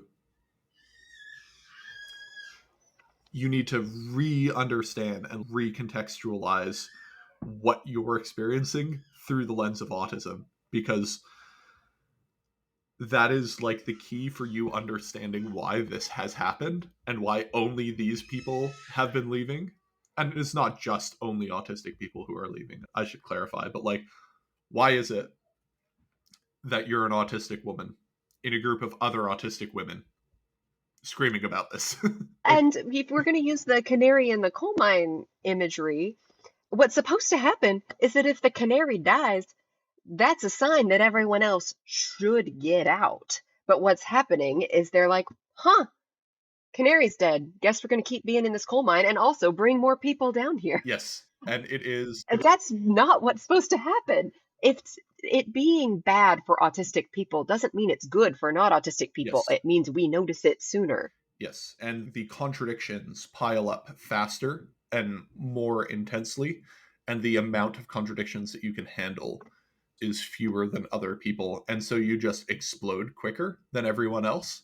And usually, if there is like a mass autistic exodus from something, it's a good indication that the church isn't particularly healthy. I often describe like the canary in the coal mine effect to church leaders when they're asking like, what, how do autistic people affect congregations? I'm like, they act as the canaries in the coal mine for you. And so if all of a sudden you have all these people who are like this leaving you, that's an indication that something deeply wrong is going on that you should probably pay attention to.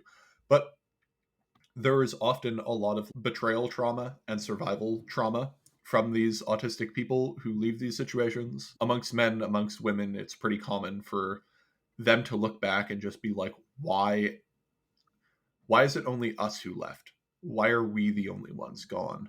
Why is everyone else staying? This doesn't make any sense. And yeah, that just, it happens a lot. I don't have really great explanations for it. And again, it's not just autistic people who leave. Lots of non-autistic people also leave. It's just particularly because autistic people have such a low threshold for cognitive dissonance, because cognitive dissonance tends to affect us more, and because the opportunities that we have for cognitive dissonance are significantly more, we just explode quicker. And so that just leads to us leaving faster than most people. But usually it's a very bad sign when that happens. And it's very hard after you're out to recontextualize, like, okay, I was in this place for 14 years and I wouldn't have been in there in the first place or stayed for as long as I did if a bunch of good and wonderful things hadn't also been true while I was there. People I met, things I learned, experiences I had. And so I think about the like, image from Matthew 7 about how you can't have good fruit from a bad tree. And it's okay, what do I do? Was all the fruit that I thought was good, was it actually also always bad and I didn't notice? Or um, did this tree used to be good and then somehow it got diseased and now it's bad and now the fruit is bad? Or, and it just happened so gradually I didn't notice? Or was it always bad and I was missing the cues early on? And I think of there's an apocryphal story about a Roman empress named Livia. There's a school of Roman history that Mike Duncan calls the Livia Did It School of Roman history, where pretty much anybody who died in the Julio-Claudian family must have died because Livia poisoned them. This is not plausible, but it is what some Roman historians thought. And one of the ways she had in these legends of poisoning people was to paint poison on the figs while the figs were still on the tree. And I think I was so that people could think they were safe by picking fresh fruit off a tree and eating it straight from the tree, but she had poisoned the fruit on it was a good tree with fruit she had poisoned. And so I'm like, okay, I am turning myself in knots trying to figure out, was this a good tree with some fruit that just got poisoned? Or is it more likely that this was just a bad tree the whole time? Yeah, and unfortunately, there are never going to be answers to that question. Just comes down to it. There's no real, on this side of eternity, we will never know. Basically, Nope, we just don't know, yeah, which is very frustrating. I would like charts. I would like some yes, explanations for at this point it was fine, and at this point it became bad, and this was the change. I have guesses for when that change might have been, but then I hear stories that predate that yeah, tell me, oh no, it was bad before that too. yeah, I just and didn't know. there often just aren't explanations for any of this, which tend to drive autistic people insane. When I talk to a lot of them, they're just like, I want answers. I wish I had good answers. I wish I could draw strong conclusions from this, but I just can't. And there's just the Windows XP failed to process sound, like the burn. Like whenever you think about it, it just like operating system freeze. I cannot get past this. And it's often just a very frustrating, lingering trauma. And sometimes they'll contextualize it by being like, oh, yeah, It's Christianity. Christianity is just bad and toxic by its very nature. And that's a very easy way to solve it. And that's a way that a lot of autistic people solve it. And honestly, can't blame them for it. I, like, for a long time, when I thought about my military experience, I was just like, yeah, fundamentally, the culture was broken. Everything in there was broken. There was nothing I could do. It was just bad. But now that I've emotionally recovered from a lot of the stuff and had time to process it, I'm like,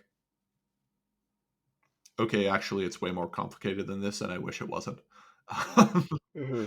And Well, and with the idea of, oh, if these people just had enough information that I could give them, then they would leave. And that's just not always true. But it was also true that while I was still in it, I had friends who left, who had terrible experiences, and they maybe told me 5% of what happened. And after we left, they then said, okay, here's the real story. And I also did the same thing. It was it was years after I had had bad experiences working in the office between when I had those experiences and when I left the church. And I would sometimes float trial balloons by people. I would tell them a version of a story that happened in the office that was true, and it was funny, and it was also like professionally inappropriate. And I would see how that person reacted. And if they responded like, oh, those guys, that's just how they are, I would be like, okay, I can't tell you anymore because you're going to write me off. And it took years and finding some people who were totally outside the church that when I'd tell that those stories that I thought were very funny, and they are very funny. They involve, I don't know, there's stories that begin with my boss trying to tell me, hey, I need you to call the congressman and see if he'll let us borrow an elephant, as though our Republican congressman just has an elephant. And somehow by the end of this story, I am watching one of my priests holding a crocodile and realizing that the person who's taking care of the crocodile, or is an alligator actually, doesn't know anything about alligators and what's going to happen. Like I would tell these stories that did not involve harassment. They just involved this is not appropriate for a workplace. But yeah, if the first time I told one of those stories and someone said, wait, that doesn't make any sense for a church. That seems wrong. What did HR say? I knew, oh, I can tell this person what really happened. And so there's a part of me that thinks, oh, if all these people who have these stories, who will only tell people 5% of them while they're still in the church, could tell the full story, people would leave. But then with ACNA 2, people did start telling the full stories. And some people left, and most people didn't. And that's still just yeah, a lot of dissonance to get my head around for the people who are still in that community. yeah, so when I was church shopping in Canada, I'm an Anglican. I really like the Anglican tradition, and there was an ANIC church, which is the Anglican Network in Canada, which is the Canadian version of the ACNA. And I attended it for a little bit, and then I decided to ask some of the people in charge what they thought of ACNA 2, and they did not respond favorably. And I went, great. So I'm not joining you guys. And I just left. And I had known a few people there, and they're like, oh, why aren't you coming back to church? And I'm like, because you're not, like, your leadership isn't taking sexual harassment and sexual assault seriously. And they aren't, like, taking these things seriously, and they are siding with the people who were actively involved in covering things up. So what if that happens here? What's your response going to be? Probably going to be the bad response. And I just don't want to be around for when that happens and when that blows up. I'm just not gonna do this. I'm just gonna go somewhere else. Yeah.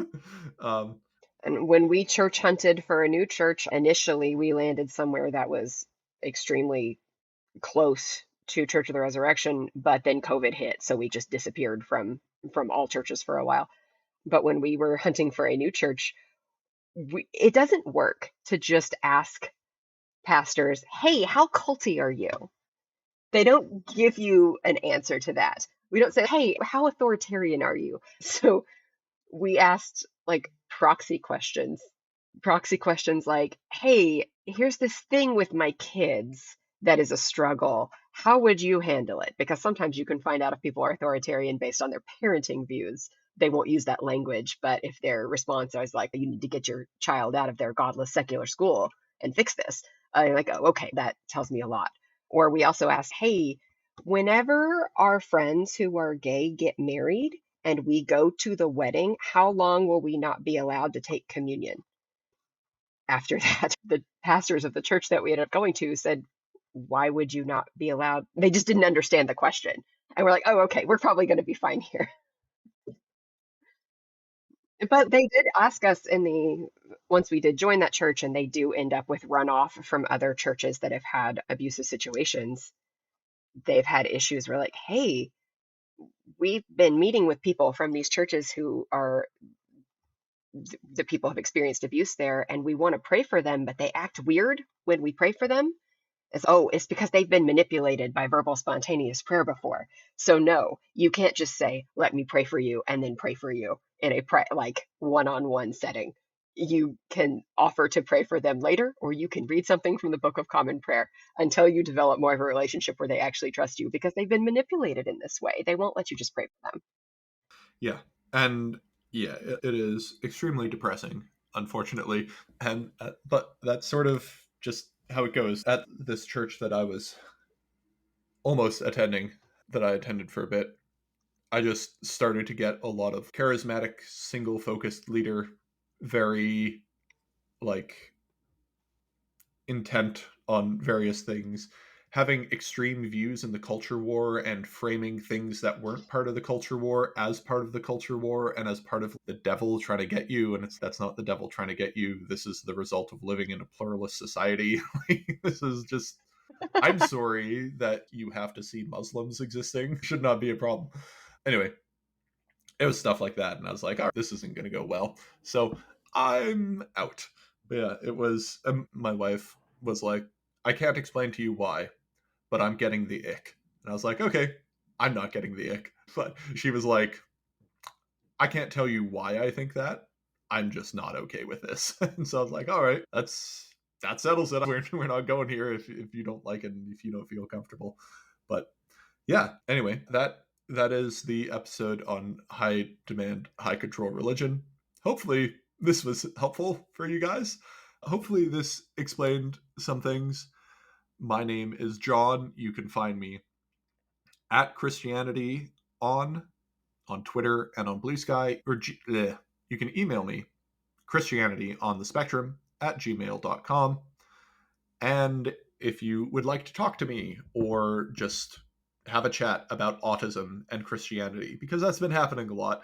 And if you find the podcast and you're like, oh man, I wish I could talk to him, just reach out to me by email. I'm more than happy to talk to people. And a lot of them have been finding it very helpful and very useful. And many of them have expressed that they're very shy and they didn't want to reach out, but they just finally bit the bullet and did. I'm here to say you can bite that bullet. I won't feel bad about it. You will not be a burden. Feel free to reach out if you want to talk to me about this or anything that you've heard in the podcast. Alyssa, do you want to let people know where to find you? Sure, you can find me on Blue Sky, Alyssa K, Alyssa Kaye dot bluesky dot social. Cool. And we also have a Discord where you can find both me and Alyssa. If you would like the link to the Discord, you can just send me an email or find me on Twitter or Blue Sky and ask for a link. And I'll send it to you. We're doing a book study. We have many good discussions and conversations, and it's a great place to ask questions and meet other autistic people who are dealing with similar things. Anyway, that is it for now. I'll see you later.